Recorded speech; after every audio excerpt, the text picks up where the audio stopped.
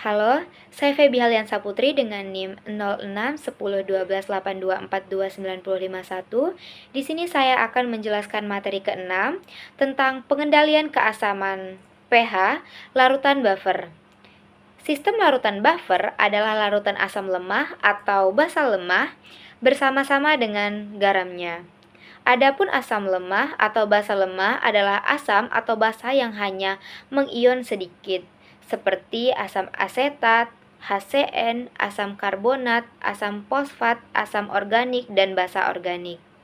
Nah, dari komposisi zat penyusun, terdapat dua sistem larutan, yaitu larutan penyangga dan larutan penyangga asam dan larutan penyangga basa. Nah, yang pertama, larutan penyangga asam. Larutan penyangga asam dapat dibuat secara langsung dari asam lemah dengan garam yang mengandung basa konjugasi pasangan dari asam lemah tersebut. Misalnya larutan CH3COOH dicampur dengan larutan CH3COOH-Na.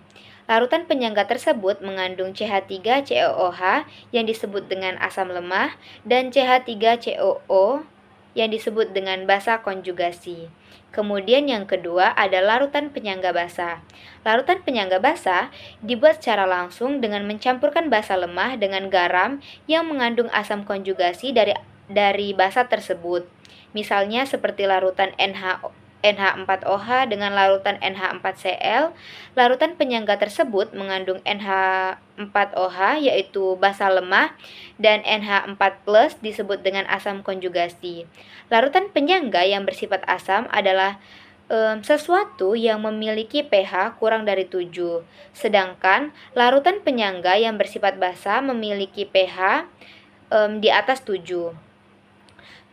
Di sini saya akan memberikan contoh soal. Dari contoh soal yang telah saya berikan, bisa disimpulkan bahwasanya asam yang bersifat asam yaitu CH3COOH dan ditambah basa yaitu H2O. Kemudian asam konjugasinya CH3COO- dan ditambah dengan H+ yaitu proton. Kemudian ditambah lagi dengan H2O yang disebut dengan basa. Kemudian di bawahnya ada CH3COO- yang disebut dengan basa konjugasi, ditambah dengan H+ disebut dengan proton, ditambah dengan H2O yaitu basanya, kemudian menjadi CH3COO- sebagai basa konjugasi dan ditambah dengan H2O H3O+ yang disebut dengan asam konjugasi.